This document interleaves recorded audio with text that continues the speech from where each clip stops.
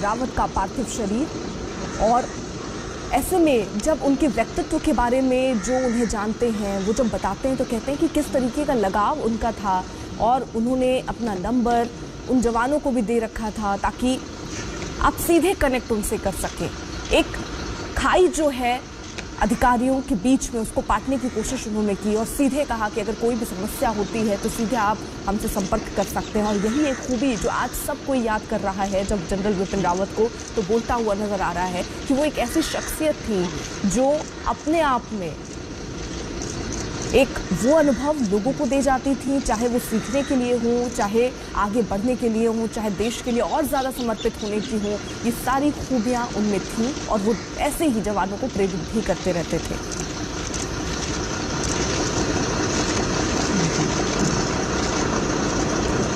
तो आज सैन्य विमान से पार्थिव शरीर दिल्ली लाया जाएगा। उनकी पत्नी मधुलिका समेत 13 लोगों की मौत हुई थी। कल दिल्ली कैंट में उनका अंतिम संस्कार होना है। प्रमोद माधव हमारे साथ, हमारे सहयोगी इस वक्त जुड़े हुए हैं लगातार। प्रमोद, हम तस्वीरें देख रहे हैं और बहुत ही गम में न सिर्फ परिवार के लोग, इस वक्त पूरा देश है, क्योंकि अभी तक लोग इसमें इस गम में डूबे हुए हैं। जो हादसा हमने कल सुना अपनी आंखों से, जब हमने देखा तस्वीरों के माध्यम से, और आज ये तस्वीरें।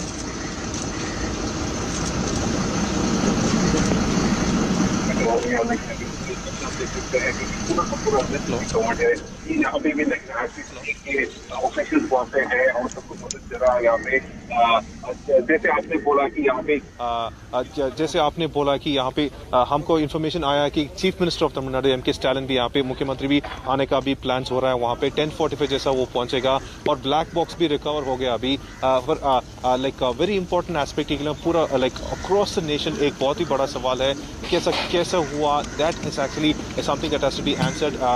लेकिन यहाँ पे हम कर लाइक एयरफोर्स सोर्सेज वो बोल रहे हैं कि लाइक तुरंत वो black box like the thing that have been retrieved and confirmed by an air force personnel, उनको like they will immediately analyse करेंगे। उसके बाद लाइक सब कुछ का जवाब मिल जाएगा। देखिए, आखिरी सफर पर इस वक्त सीडीएस निकल चुके हैं और ये कुन्नूर की तस्वीरें हम आपको दिखा रहे हैं। आज ही सैन्य विमान से उनका ये पार्थिव शरीर दिल्ली लाया जाएगा।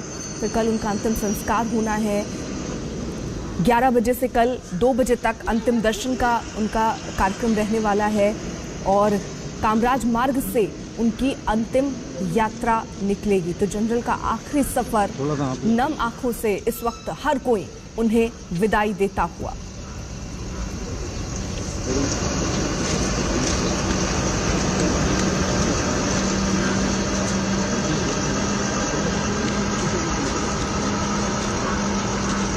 तो ये सीधी तस्वीरें तमिलनाडु के कुन्नूर, जहां पर ये हादसा हुआ, ये प्लेन क्रैश हुआ। सीधी तस्वीरें वहां से आपको दिखा रहे हैं। गौरव सावंत इस वक्त हमारे साथ, हमारे सहयोगी जुड़ चुके हैं। गौरव, यानी जनरल का आखिरी सफर ये आंखों से हम देख रहे हैं, लेकिन आंखें नम हैं।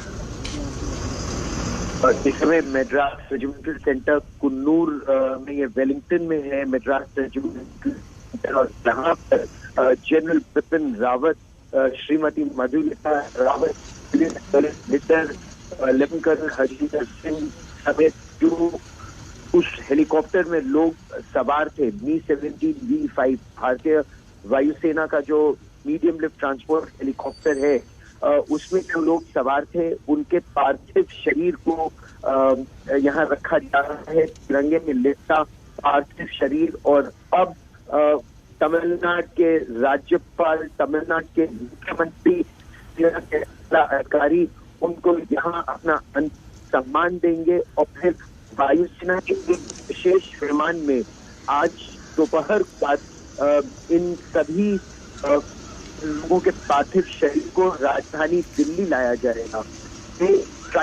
इंस्टीट्यूशन आप देख सकते हैं कि सेना, नौसेना और वायुसेना तीनों के अधिकारी इस समय यहाँ मौजूद है। तमिलनाडु मद्रास रेजिमेंटल सेंटर का ये रेजिमेंट का ये सेंटर है वेलिंगटन में।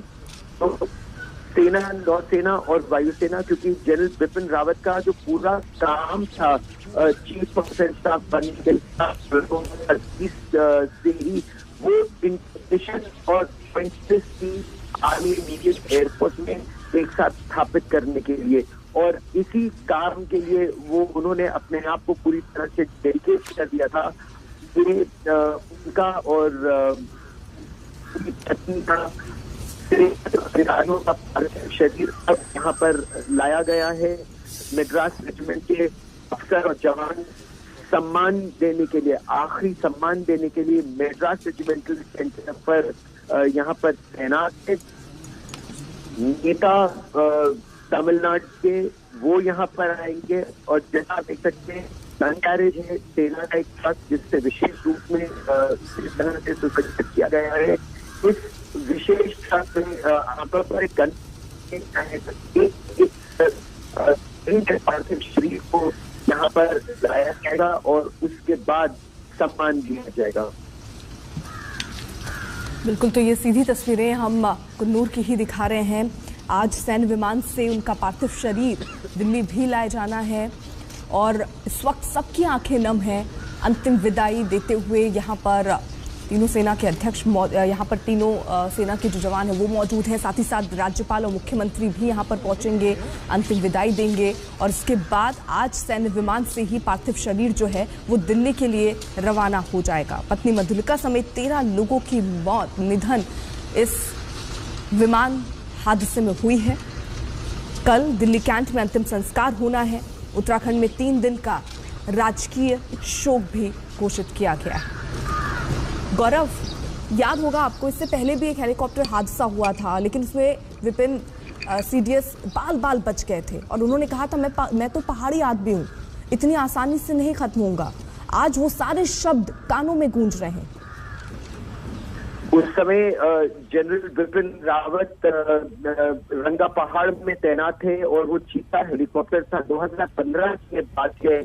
वो चीता हेलीकॉप्टर जैसे ही टेक ऑफ उसने लगभग 25 फीट ही ऊपर कैसे जब एकाएक लॉस ऑफ इंजन पार हुआ था, यानी वो शक्ति नहीं थी हेलीकॉप्टर को उड़ाने के लिए और बहुत तेजी से नीचे गिरा था, लेकिन सुरक्षित निकल कर आए थे जनरल रावत। पर हम लोगों की उनसे बात भी हुई थी बारे में और ये उनका व्यक्तित्व था, बहुत ही सशक्त उनका व्यक्तित्व था कि किसी परेशानी को वो ज्यादा बताते नहीं थे या उनको किसी चीज से परेशानी होती भी नहीं थी और उनको एक लक्ष्य दिया गया था। हम लोग की कई बार जनरल बिपिन रावत से बात हुई, जब वो थल सेना अध्यक्ष थे तब भी और जब वो चीफ ऑफ डिफेंस स्टाफ बने थे तब भी, और काफी विरोध हुआ कि वो आमूलचूल परिवर्तन करना चाहते थे।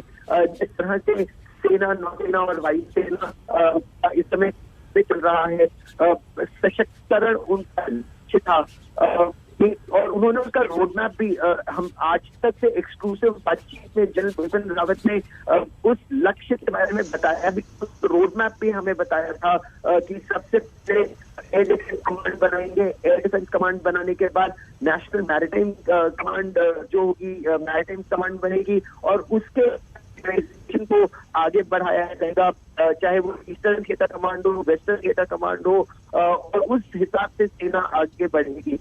बहुत बड़ा लक्ष्य उनको और काम उनको नरेंद्र मोदी थिएटराइजेशन का, जिस पर हम बहुत कुशल आगे ही नहीं हाल के कि ड्रोन हम लद्दाख में देख रहे थे। लद्दाख में तनाव है। जनरल बिपिन रावत का जब मैंने इंटरव्यू किया था तो उन्होंने उस बारे में भी बात की थी कि हम विदेशी के सामान के साथ जिंदगी भर नहीं जीकर लड़ सकते, हमें अपने देश में बनाना पड़ेगा युद्ध का सारा सामान और वर्ल्ड स्टैंडर्ड का बनाना पड़ेगा तो हम जिसका निर्यात कर सके, तभी भारत एक असल विश्व शक्ति के रूप में उभर पाएगा। और इसीलिए उन्होंने आईआईटी के लड़कों को बुलाकर, आईआईटी के इंजीनियर्स को बुलाकर, सभी पढ़ी रहे हैं आईआईटी में, उनको कॉन्सेप्ट समझाए कि ये सेना की रिक्वायरमेंट है, अब बताओ तुम क्या करोगे। तो वो अगली पीढ़ी को तैयार कर रहे थे, ये उनका लक्ष्य था, क्योंकि वो खुद सेना के एक बड़े अधिकारी के बेटे थे और ये उन्होंने कभी किसी पर जाहिर नहीं किया, चाहे वो कैडेट थे जब नेशनल अकेडमी में या इंडियन मिलिट्री अकेडमी में जहाँ उनको शोर ऑफ ऑनर मिला था, उन्होंने कभी ये जाहिर नहीं किया कि मैं एक लेफ्टिनेंट जनरल का बेटा हूँ या मैं एक सीनियर अफसर हूँ। वो बाकियों के साथ बिल्कुल नॉर्मल वैसे ही बर्ताव करते थे, और खुद भी जब लेफ्टिनेंट जनरल बन गए थे तो जवानों के का जीवन कैसे सुधारा जाए इसमें निरंतर वो लगे रहते थे कि जवानों को और लक्ष्य का अभी भी लद्दाख में जब मेरे ड्रोन दिख रहे हैं